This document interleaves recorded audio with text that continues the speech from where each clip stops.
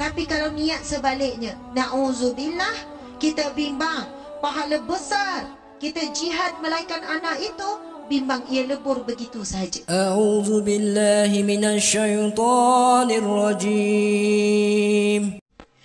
Kadang-kadang sedekah kita dah 10 tahun yang lepas boleh lebur hari ini, ya. Contoh, kita bagi kepada kawan kita, satu hari kita pula nak minta tolong, kawan kita tak nak tolong. Bimbang masa tu terkeluarlah perkataan, dulu masa dia susah aku tolong dia, sekarang aku susah dia sombong. Bimbang dah 10 tahun dah tu cerita tolong tu, tapi jadi lebur dengan apa yang berlaku pada hari ini. Syaitan tidak akan berganjak, syaitan tidak akan berhenti untuk merosakkan amal soleh kita. Bagi orang-orang yang baik, macam ibu-ibu ni orang baik ni, betul tak? Siapa orang baik angkat tangan? Masya Allah, alhamdulillah. Yang lain? Kurang baik. InsyaAllah kita semua orang baik, ya. Orang baik, syaitan tak bisik jangan sedekah, sebab dah tahu misi sedekahnya. Orang baik, syaitan tak bisik jangan semayang, jangan senyum, jangan bagi salam, jangan puasa. Tak, syaitan biar je. Sebab kerja syaitan lepas buat baik, syaitan akan ganggu, kerik cerita, wujud suasana, bisik tak berhenti melalui manusia, bisik melalui manusia-manusia yang lain. Akhirnya kemungkinan besar ibadah yang sekian lama, sedekah yang sekian lama boleh jadi lebur kembali. Perasaan riak, ujub, takabur, semua ini adalah penyakit-penyakit yang akan dihinggapi oleh orang-orang yang beramal soleh. Kalau orang yang tak puasa sunat, macam mana nak diuji riak tu? Memang tak puasa pun. Orang tak sedekah, orang kedekut, takkan dia riak dengan kedekut. Orang yang bersedekah akan diuji dengan riak, ujub, sum'ah, suka dipuji. Sebab itu perjuangan kita ni, ibu-ibu muslimat sekalian, sampai mati berlawan dengan ikhlas. Kemudian ada orang kata, ustazah, ada orang tanya, itu saya ceramah macam ni lah dekat masjid kuliah maghrib. Makcik seorang tu angkat tangan, dah habis dah kuliah maghrib ni. Lepas tu dia angkat tangan dalam minggu lepas dekat Kelantan. Ustazah, cik nak tanya, ustazah, yang dah lebur tu dapat semula tak?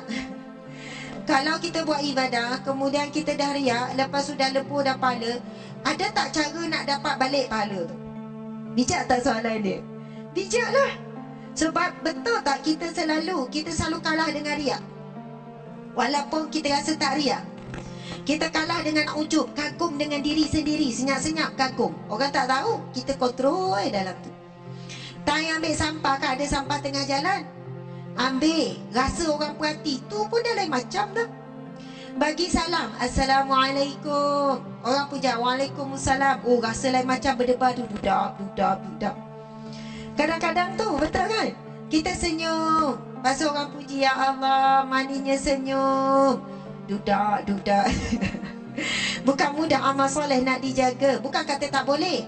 Lepas tu istighfar. Jawapannya adalah, apabila kita diuji dengan penyakit-penyakit hati seumpama ini, susuli dengan istighfar. Itu hadis Nabi, susuli keburukan yang kamu lakukan dengan kebaikan. Kalau mari perasaan tu terlepas cakap, terungkit, tersebut apa yang kita dah beri kepada adik-beradik, ungkit tu masa kau kecil, akak yang basuhkan pampers kau tahu tak? Yang kecil kita zaman dulu, masa kau kecil, susu akak yang jaga. Saya anak kedua, ada beradik 10 orang. Kadang-kadang saya sebut jugalah macam tu.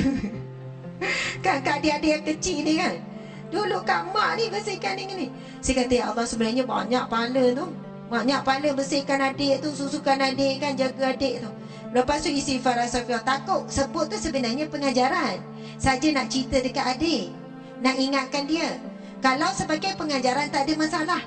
Contoh, kita sebagai ibu, kita sebut pada anak, dulu mak beranak kau susah, kau paling susah sekali, kepala kau paling besar. Betul, ada anak kepala besar dan memang tak sama dengan anak kepala kecil. Sampai kena gunting, kita cerita, sampai koyak gini-gini kan. Itu bukan mengungkit.